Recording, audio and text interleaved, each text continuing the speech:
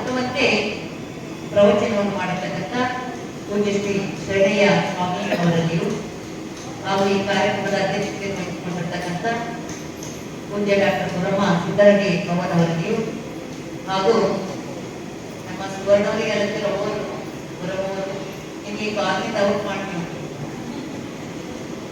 ಸುವರ್ಣ ಬಗ್ಗೆನೂ ಕೂಡ ನಮ್ಗೆ ಭಾಳ ಹೆಮ್ಮೆ ಅನಿಸ್ತದ್ರಿ.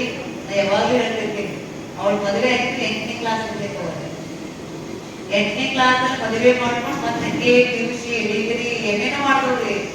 ಎಲ್ಲ ಬಳ್ಳಾರಿ ಕಡೆಲ್ಲ ಅವ್ರ ಮನೆ ನಮ್ಮ ಶರಣಪ್ಪ ಚಿಕ್ಕಳಿಯವ್ರದ್ದು ಜಾಬ್ ಇದ್ದಲ್ಲೆಲ್ಲ ಹೋಗಿ ಅವರು ಕೂಡ ಅಷ್ಟೇ ಪ್ರೋತ್ಸಾಹ ಕೊಟ್ಟರು. ಅಪ್ಪರು ಈಗ ಸುವರ್ಣ ಓದಕ್ ಕಲ್ಸು ನೋಡ್ರಿ, ಏನೇ ಮಾಡಕ್ ಕಲ್ಸು ನೋಡ್ರಿ ಅಂತ ತಿಳ್ಕೊಂಡು ಅವರು ಹೇಳಿ ಡಿಗ್ರಿ ಮುಗಿಸ್ಕೊಂಡು ಅವಳು ಡಿಗ್ರಿ ಬಹಳ ಜನ ಮುಗಿಸ್ಕೊಂಡ್ರೆ ಬಹಳ ಜನ PhD ಮಾಡಿದವರು ಅದ.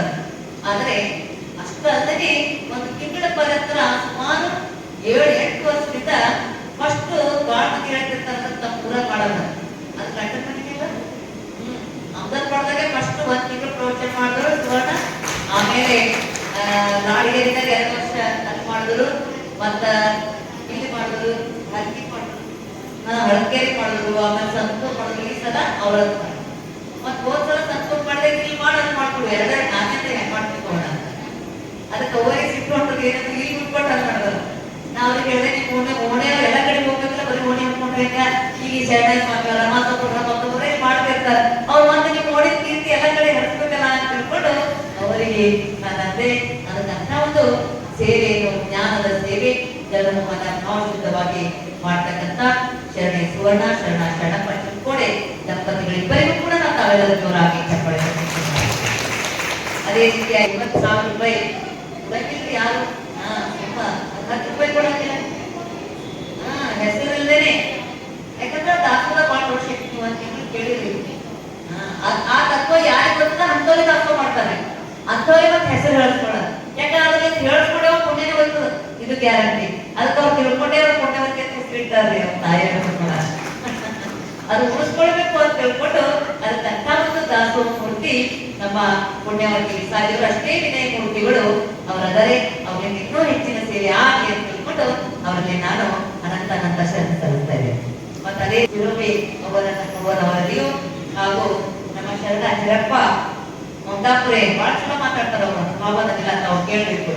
ಅದೇ ರೀತಿಯಾಗಿ ನಮ್ಮ ಸುನೀತಾ ತಿರೋಬಿ ಅವರಲ್ಲಿಯೂ ಸ್ವಾಗತ ಮಾಡಿರ್ತಕ್ಕಂಥ ಶೋಭಾ ತಿರೋಬಿ ಅವರಲ್ಲಿಯೂ ಮತ್ತು ವಚನ ಗಾಯನ ಬಹಳ ಚಲೋ ಮಾಡೋದು ಶರಣ ಸ್ವಾಮಿ ಮಗ ಪುಟ್ರಾಜ ಸ್ವಾಮಿ. ನಾ ಶರಣ ಸ್ವಾಮಿ ಅವರಿಗೆ ಹೇಳಿದ್ನಿ ಏನಂದ್ರೆ, ಮೊದಲೆಲ್ಲ ಇವ್ರು ತಂತ್ರ ಮಾಡಿಸ್ತಿದ್ರಿ ಬಾಳ್ಕೆ ಮಟ್ಟದ. ಈಗ ನೆನಪೋಗಲ್ಲ ಈಗ ಮತ್ತೆ ನೀವು ಕಲಿಬೇಕು ಅಂತ ನಾನು ನಿಮ್ಗೆಲ್ಲ ಕಲ್ತು ಮಾಡಿದ್ದೀನಿ. ಅದಕ್ಕೆ ನೀವು ತಬಲ ಮಾತ್ರ ನಿಮ್ಮ ಮಗ ಹಾಡ್ತಾರೆ. ಮತ್ತೆ ಇಲ್ಲೆಲ್ಲ ನೀವು ಸಂಗೀತ ಬೆಳೆಸ್ತೀವಿ. ಸಂಗೀತ ಅಂದ್ರೆ 2ನೇ ದೇವರ ಅನಿಸುವ ಸಾಧನ ಅದರಿ, ಮನಸ್ಸು ಏಕಾಗ್ರತೆ ಆಗ್ತದೆ. ಅದಕ್ಕಂತ ಸಂಗೀತವನ್ನು ಮತ್ತೆ ಹೀಗೆ ನೀವು ನಿಮ್ಮ ಮಗ ನೀವು ಕೂಡಿ ಬೆಳೆಸ್ಬೇಕು. ಅದಕ್ಕೆ ಅವರೆಲ್ಲ ಪ್ರೋತ್ಸಾಹ ಅಂತ ತಿಳ್ಕೊಂಡು ತಾವೆಲ್ಲರೂ ಜೋರಾಗಿ ಚಪ್ಪಾಳೆ ಅಂತ ಶರಣ ಸಮರ್ಪಣೆ ನಮ್ಮ ಹೆಣ್ಲತ್ತವ್ರು ಮಾಡೋರದರ. ಅವರಿಗೂ ನಮ್ಮ ಕಸ್ತೂರಿ ನಮ್ಮ ಸ್ಟೂಡೆಂಟ್ ಇರಿ, ನಮ್ಮ ಸ್ಟೂಡೆಂಟ್ ಎಲ್ಲ ಕಡೆ ಅದು ನನಗೊಂದು ಹಾಕಿನೇ ಇರುತ್ತೆ ನನಗೂ. ಯಾಕಂದ್ರೆ ಭಾರತ ಪ್ರವಚನ ಮತ್ತು ನಮ್ಮ ಕಾಲೇಜರ್ ಪ್ರವಚನ ಮತ್ತು ಆ ಹುಡುಗಿಯರನ್ನ ಲಕ್ಕನ್ನು ಮಾಡ್ತೀನಿ, ಮತ್ತೆ ಈ ಕಡೆ ಸನ್ಮಾನ ಮಾಡ್ತೀನಿ. ಆ ರೀತಿ ಜ್ಞಾನ ಕೊಡ್ತೀನಲ್ಲ ಅಂತ ಸೇವೆ ಬಸವಣ್ಣವ್ರು ನನಗೂ ಕೂಡ ಒದಗಿಸಿ ಕೊಟ್ಟಾರ ಅನ್ನೋದೇ ನನ್ನ ಒಂದು ಹೆಮ್ಮೆ ಅನಿಸ್ತಾ ಇದೆ. ಅಂತ ಒಂದು ನಮ್ಮ ಕಸ್ತೂರಿ ಸತಿಪತಿಗಳು ಅಂತ ಕೃತವಾಗಿ ಪುರುಷ ಬಗ್ಗೆ ನಮ್ಮ ಹಾಗೇನೆ ನಮ್ಮ ಶರಣಯ್ಯ ಸ್ವಾಮಿ ಕಸ್ತೂರಿ ದಂಪತಿಗಳು ಇದೇ ರೀತಿಯಾಗಿ ಈ ಒಂದು ಬಸವ ಸೇವೆ ಸಮಾಜ ಸೇವೆ ಮಾಡಿ ಅಂತ ಪ್ರಾರ್ಥಿಸಿ ಆಮೇಲೆ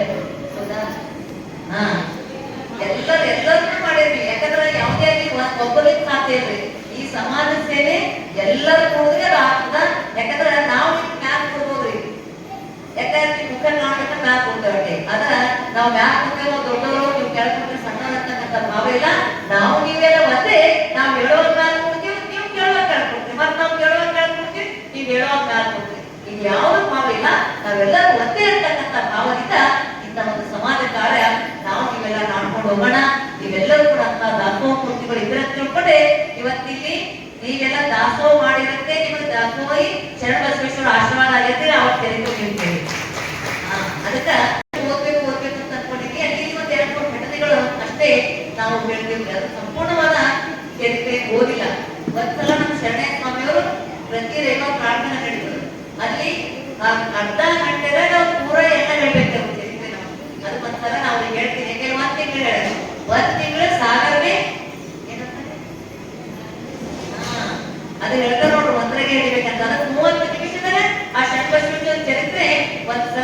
ಅವರು ಶರಣಕ್ಕೆ ಬಂದು ಸಂಕ್ಷಿಪ್ತದಲ್ಲಿ ಅವ್ರ ಚರಿತ್ರೆ ಹೇಳ್ಬೇಕು ಅಂತ ಅವರಿಗೆ ನಾನು ಹೇಳ್ಕೊಳ್ತಾ ಇದ್ದೀನಿ. ಯಾಕಂದ್ರೆ ಇದೇ ತರ ಒಂದು ಮಾತಿದ್ರೆ ಅದೆಲ್ಲ ಕಂಟಿನ್ಯೂವಾಗಿ ಸಾರು, ತಿಳಿ ಸಾರು, ಕಟ್ಟು ರೊಟ್ಟಿ ಮತ್ತೆ ಅನ್ನ, ಅದು ನಿರಂತರ ನಡೀತಿದ್ರಿ. ಆಮೇಲೆ ಅದು ಏನೋ ಕಾರಣದಿಂದ ಬರ್ತಾ ಇತ್ತು. ಮತ್ತೀಗ ಒಬ್ಬರು ಪ್ರಾರಂಭ ಮಾಡ್ಯಾರಿ.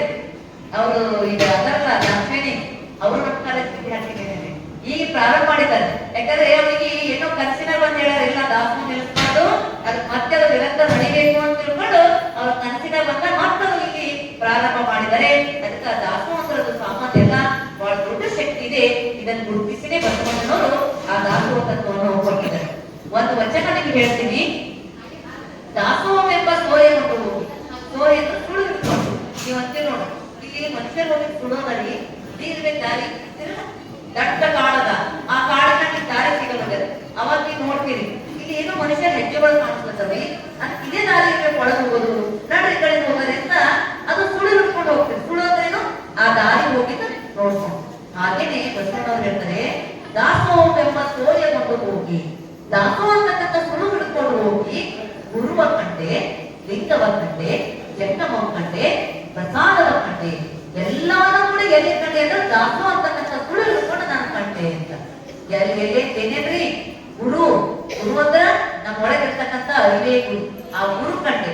ಮತ್ತೆ ಲಿಂಗ ಅಂದ್ರ ಪರಾತ್ಮ ಪರಮಾತ್ಮನ ಕಂಡೆ. ಜಂಗಮ ಅಂದ್ರ ಆ ಪರಮಾತ್ಮನೇ ಎಲ್ಲರೊಳಗನಾನದೇ ಜಂಗಮ. ಈ ಮೂರು ತತ್ವ ಬಹಳ ವಿಶಿಷ್ಟವಾಗಿರ್ತಕ್ಕಂಥ. ವೀಕ್ಷಕರೇ, ಈ ವಿಡಿಯೋ ನಿಮಗೆ ಇಷ್ಟ ಆಗಿದ್ರೆ ಈ ಕೂಡಲೇ ಸಬ್ಸ್ಕ್ರೈಬ್, ಕಮೆಂಟ್, ಲೈಕ್ ಮಾಡಿ ಹೊಸ ವಿಡಿಯೋಗಳನ್ನು ಮಾಡಲು ಬೆಂಬಲವನ್ನ ನೀಡಿ.